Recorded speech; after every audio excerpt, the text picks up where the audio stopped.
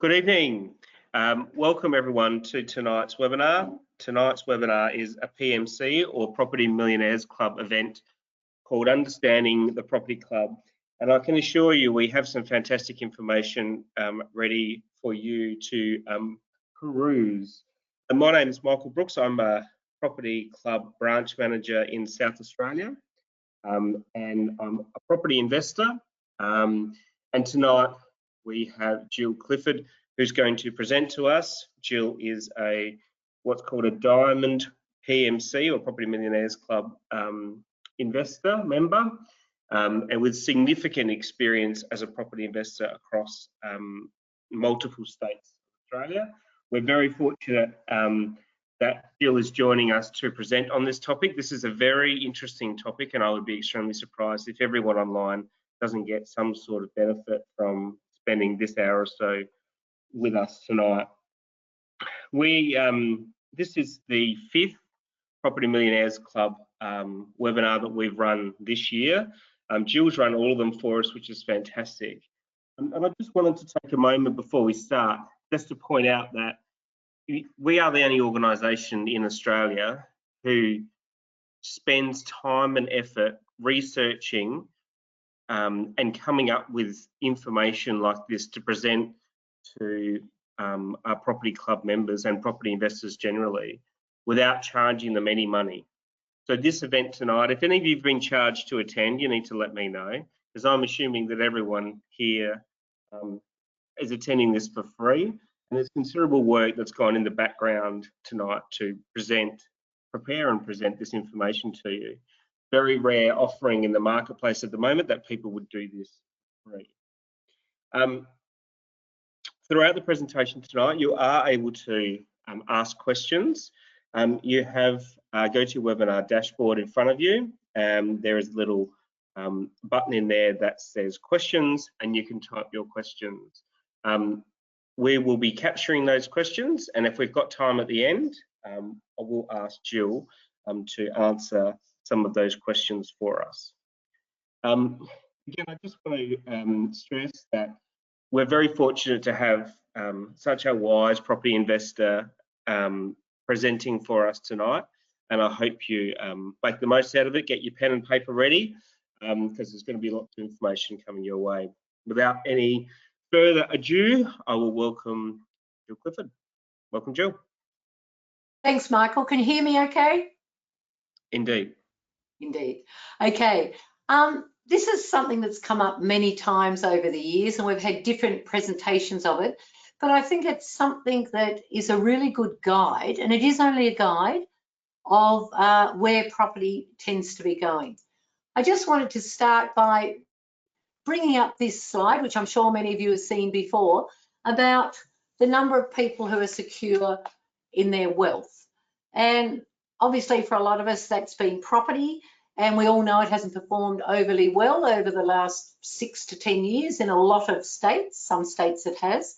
But I just thought the latest stats as of this year, because you'll see on this slide it's the 2016 census table. We're due to do another census in 2021. So this is the latest information. But in terms of figures, 2.1 million people in Australia are property investors, and 1.9 million of those own 2 properties. So they've obviously put their toe in the water and then decided, no, I'll have a second property. And there's only 23,000 people in the whole of Australia who own 6 or more properties. And obviously they're up here in this group. And I've always thought as a property investor, one of the challenges is not being caught in that middle ground, where instead of having created good financial wealth through your property, not to be caught in the middle so you don't qualify for Centrelink or support, but you don't quite have enough to live independently. So all of these webinars are geared in that direction. So let's move over to the property clock. What we're going to look at tonight is firstly how the clock is described, so how we use the clock, and it's a very good indicator. Does it work the same in all locations around Australia, because we're looking at Australia-wide?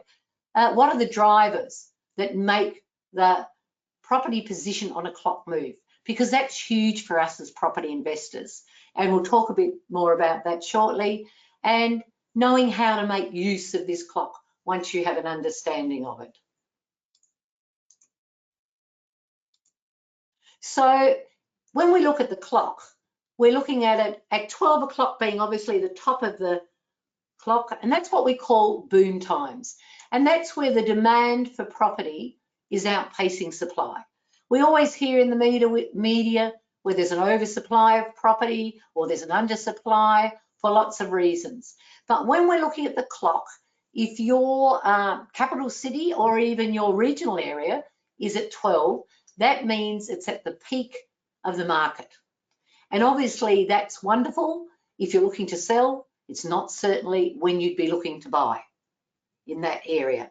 A declining market, as we go past 12 o'clock and start to move round the clock, that's when it's entering a downswing. And prices have a tendency to cool and they aren't as good as they were back up at 12. And down at 6 o'clock, where I've put on this screen bust, it means that there's just oversupply.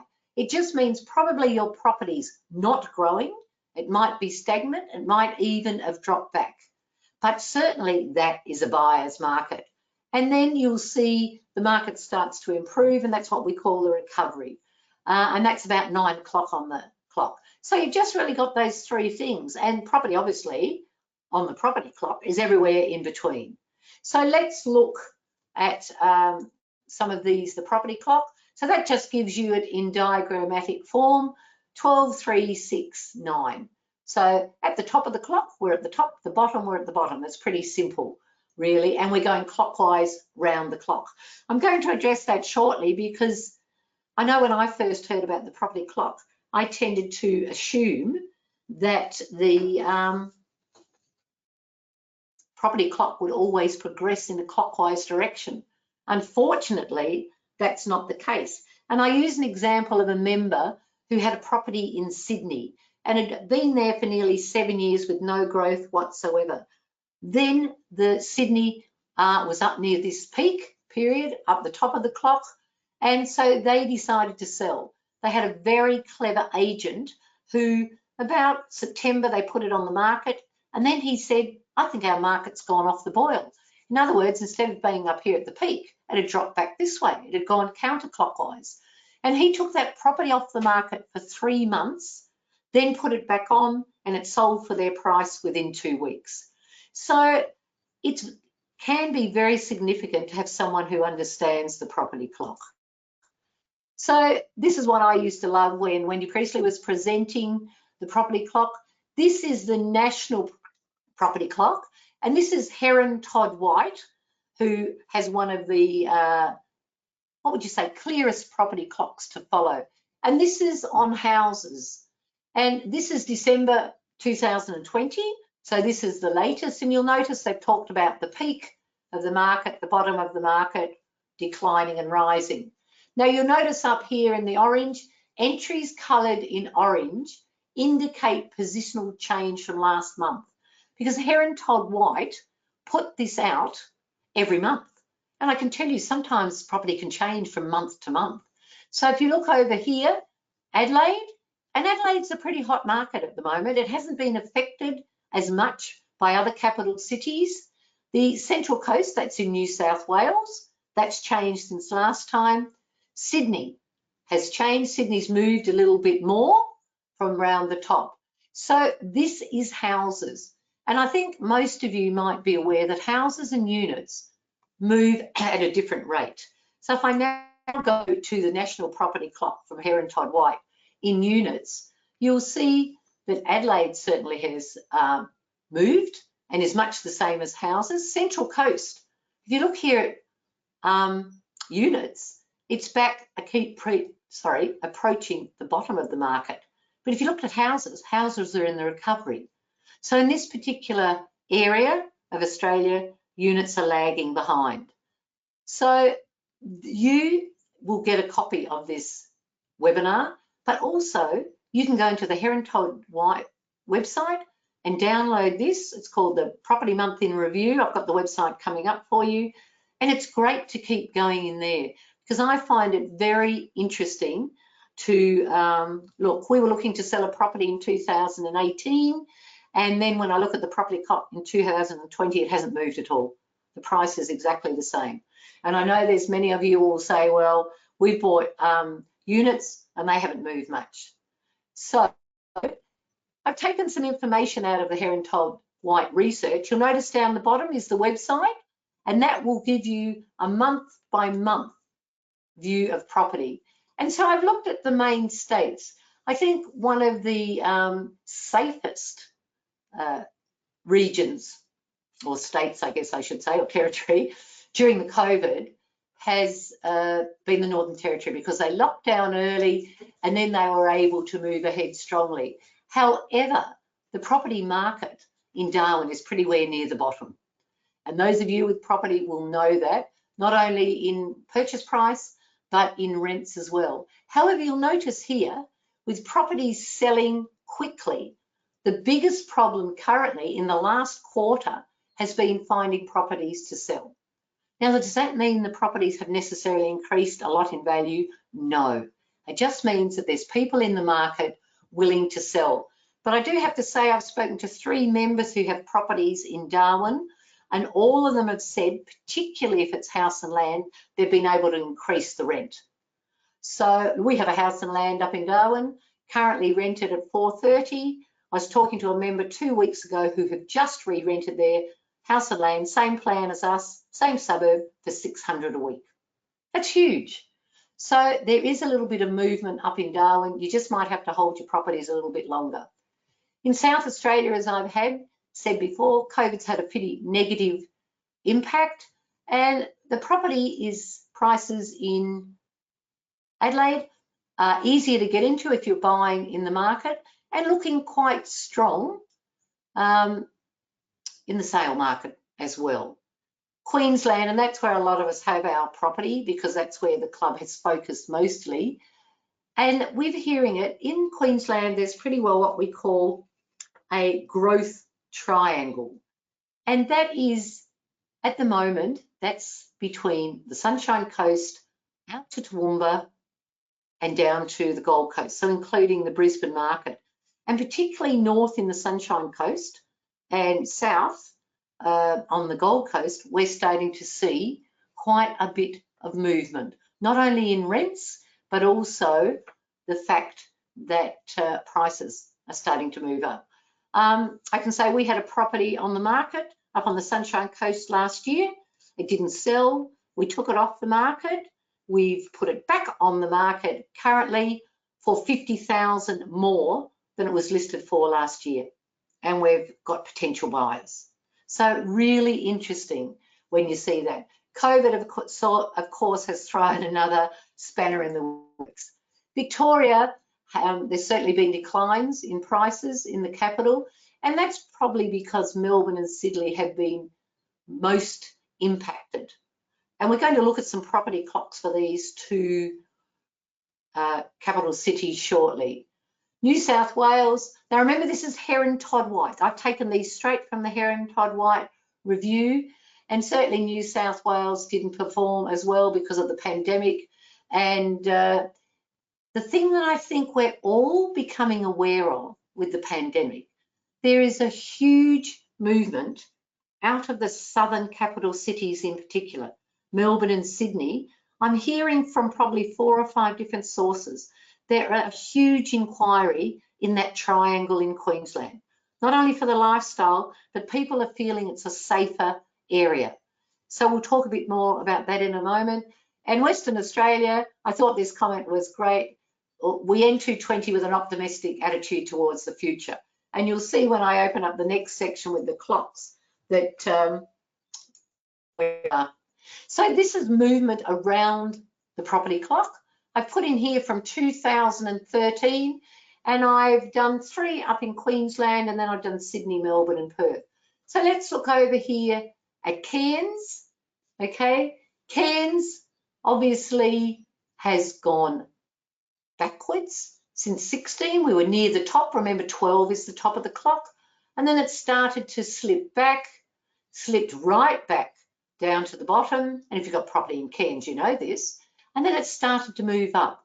So here, if you remember, we're at the start of a growth period in Cairns. Now, it's been there before. Sometimes that cycle doesn't last very long. It can be a matter of months. It's about keeping track of what's going on and talking to your property manager and going on to realestate.com. That's a good indicator of what properties are selling for. You'll notice Brisbane here. We would all be aware here. We were going quite well, and then we dropped right back down, started to come up. So Brisbane's in a recovery stage, and we're seeing across the board some good prices. We're selling, in the process of selling a property at Greenslopes in Queensland, and I have to say, admittedly, we've had that property for 20 years, but we've doubled 1.5 times what we paid for it. And I know there's people out there saying, well, that hasn't happened to our properties, but have you held them 20 years? Because it's always about holding the property.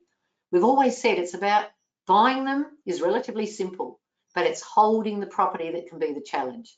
If we look at the Gold Coast, you'll see, a bit like Brisbane, we're just starting to move. If you talk to a few people in the Gold Coast, agents, they'd say, we're up here already. And yet this was December. This was 3 days ago, this 2020. If we go down to Sydney, you can see the market is in decline, and that would probably be significant that both Sydney and Melbourne have been most affected by COVID. The other thing is when we read about recovery, in lots of capital cities, the recovery has been good, but we're still talking recovery back to pre-COVID values, not necessarily growth. And you can see here in Melbourne, we knew there was a boom in Melbourne around in 17, but then it dropped right back again. But 2020, so Melbourne is still probably the place to buy, certainly not the place to be selling. Over here in Perth, and we haven't heard a lot about Perth for ages because the club hasn't been listing any stock there, but we are starting to see a little bit of movement, and we just saw last week a little bit of stock coming back. For those of you that are already in Perth, it's probably the prices that you bought for. So not a lot of growth through this period in Perth. So that's the Herron Todd White property clock, and they base that property clock often on sales in areas as a significant factor. I'm going to look at the factors that affect the property clock in a little while. But this is Michael Matusik, and he's a well-known Australian property guru.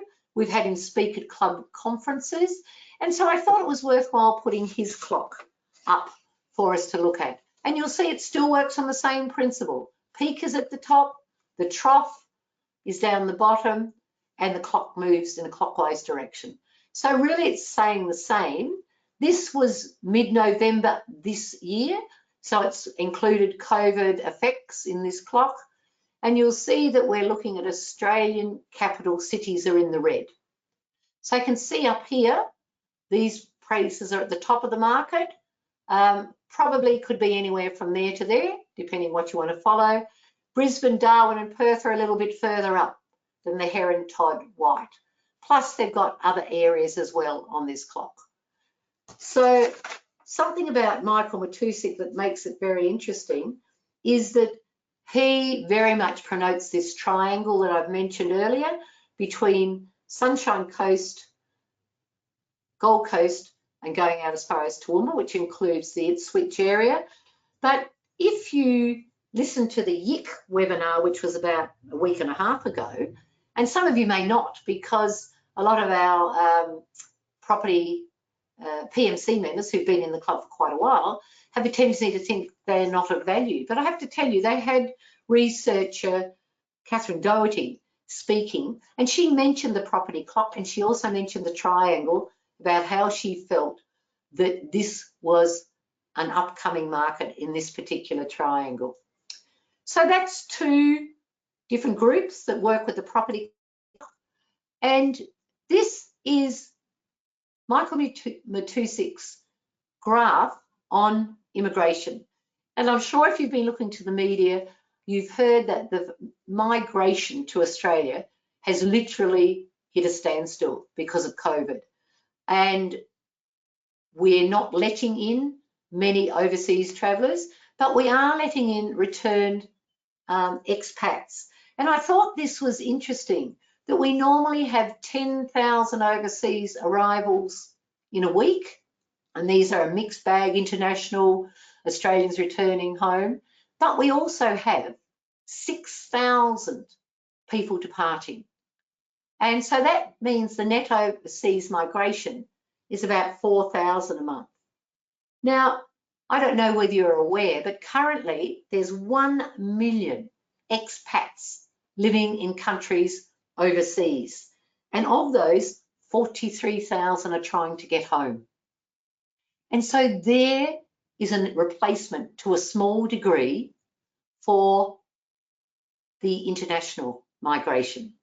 And it's a bit of an unknown bag, and I'm not a financial planner, but when you listen to these very experienced people, you can see up here, Michael Matusik has said, and this is a quote, 2021 looks like shaping to be a sweet spot for residential property. So certainly as we move forward into 2021, it's a market that I'm thinking is probably a buyer's market.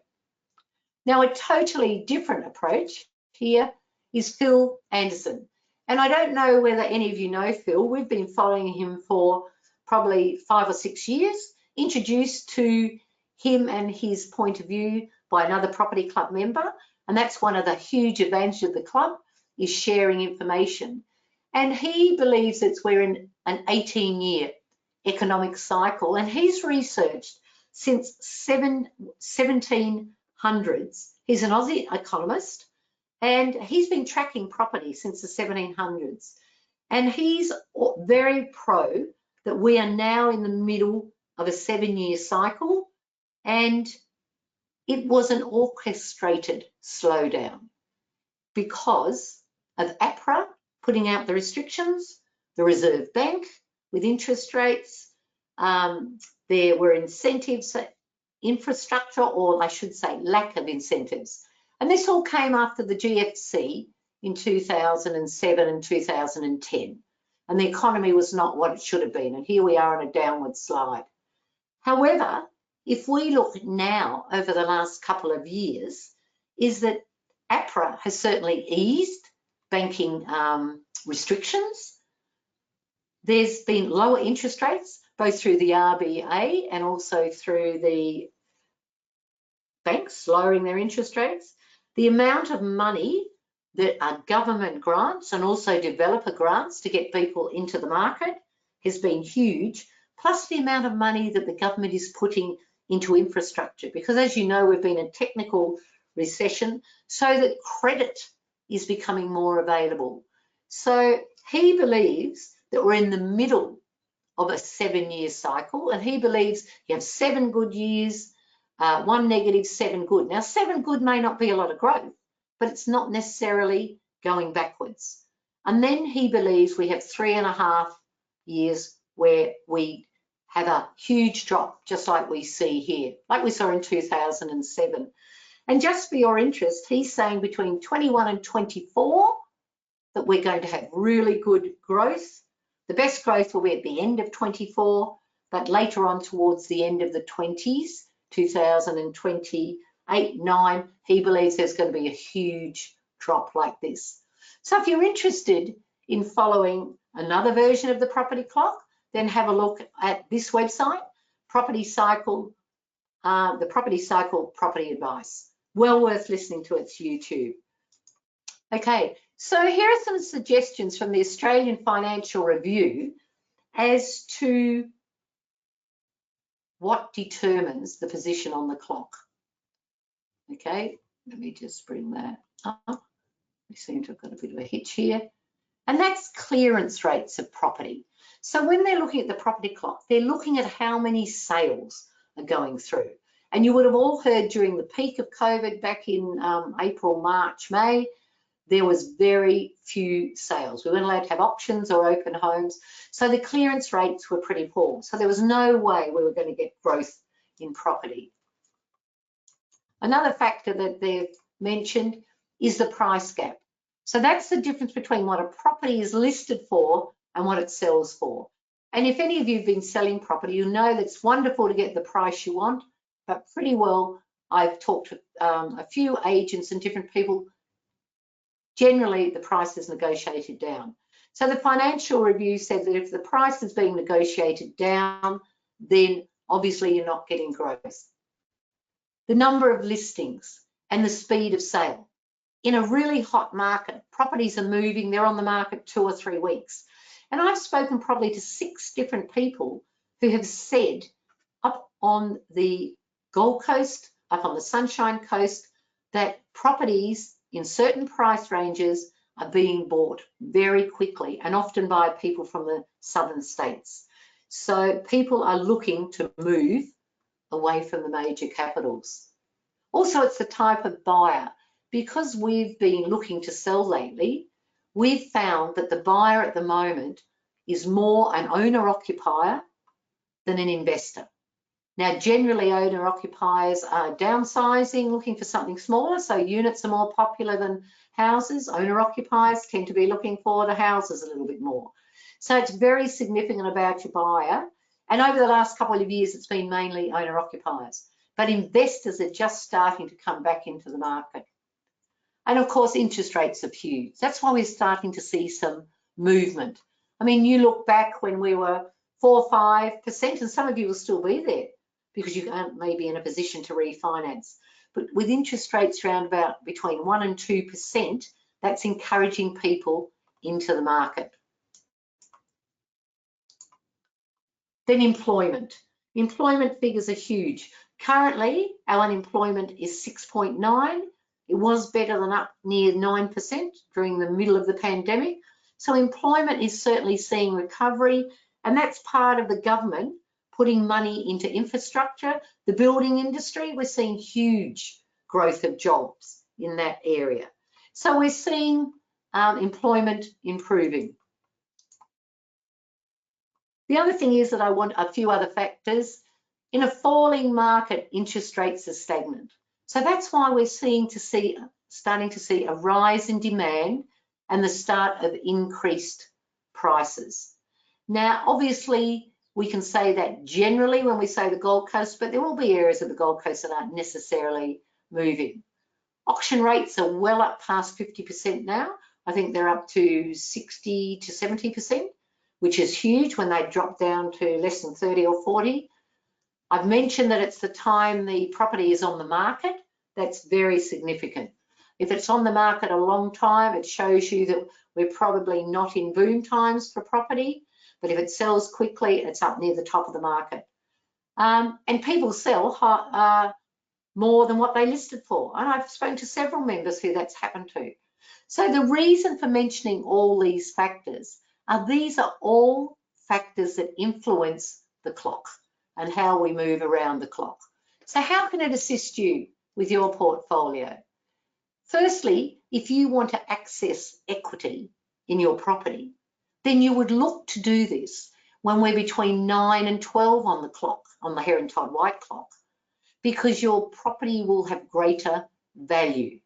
If you try to get equity out when you're 3 or 6, then your property might be worth less than what you actually paid for. And that could make a few issues with your lender.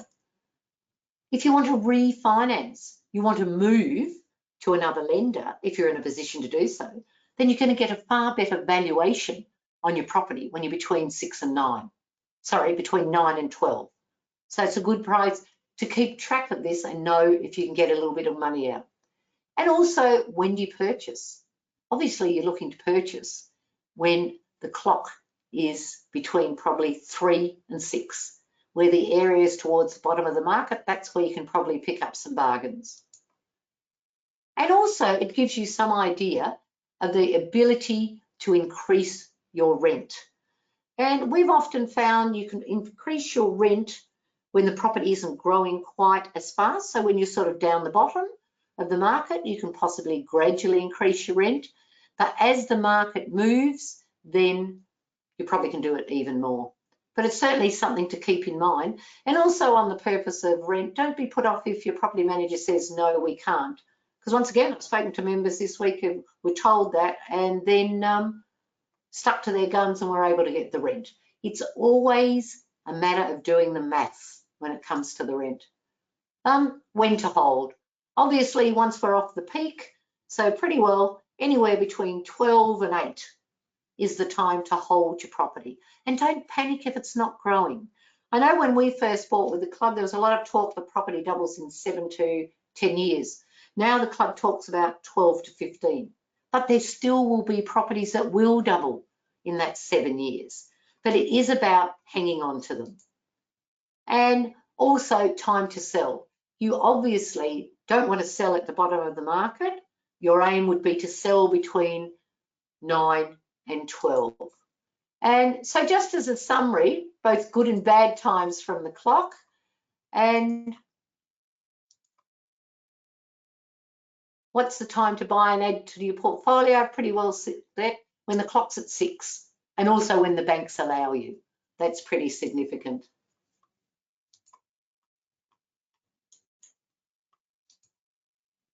When do you hold? I've pretty well said that, 12 to 6 till you get some increase in value, and that's long-term holding.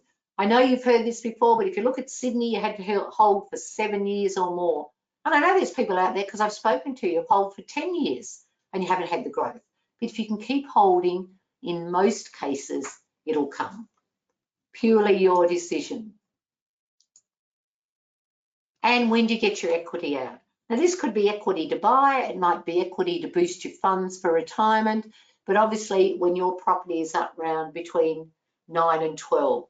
I have to tell you, we've had 2 inquiries in the last 3 weeks from agents who have a buyer ready to buy with properties we hadn't even advertised. And that's because both those properties are in the 9 to 12 group. And the last point I wanted to bring was a time to sell. When you need to, and you know you're going to get more money back from that property than when you sell. For example, if we went back to the slide of Darwin, in 2018, Darwin was at 6 o'clock, right down the bottom. In 2020, it's at 7. So they're starting to see some movement, which is what the people in Darwin are telling us.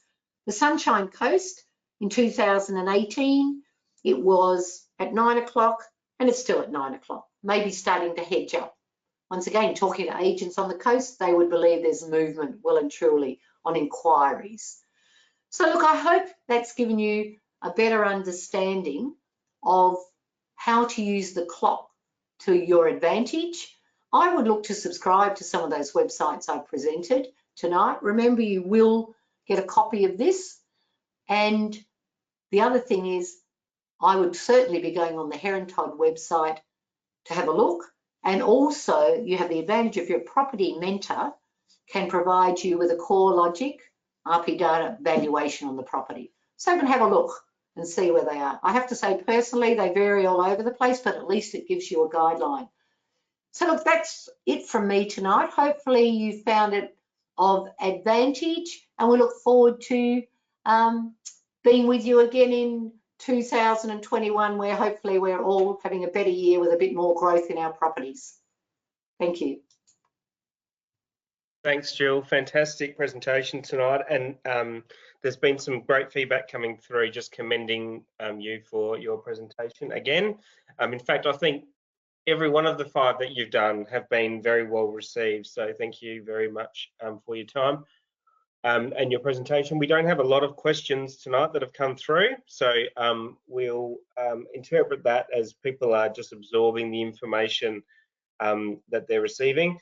Just reiterate Jill's point that this will be, a link to this presentation will be emailed to everyone.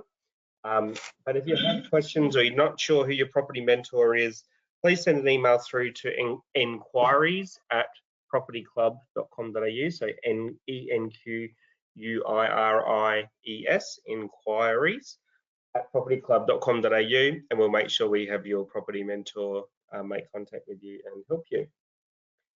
So again, Thanks very much for joining us tonight. A nice sharp and shiny presentation from Jill, and we look forward to seeing you at further events, including the barbecues across the country running in January. Please come along to them, get your time to catch up with Kevin Young and ask him all the hard questions, and bring a friend along, and a great environment for us all to catch up. And then there'll be the hopefully some more of these PMC related events for 2021. So again, thanks Jill for the presentation, and thank you everyone for attending. Good night.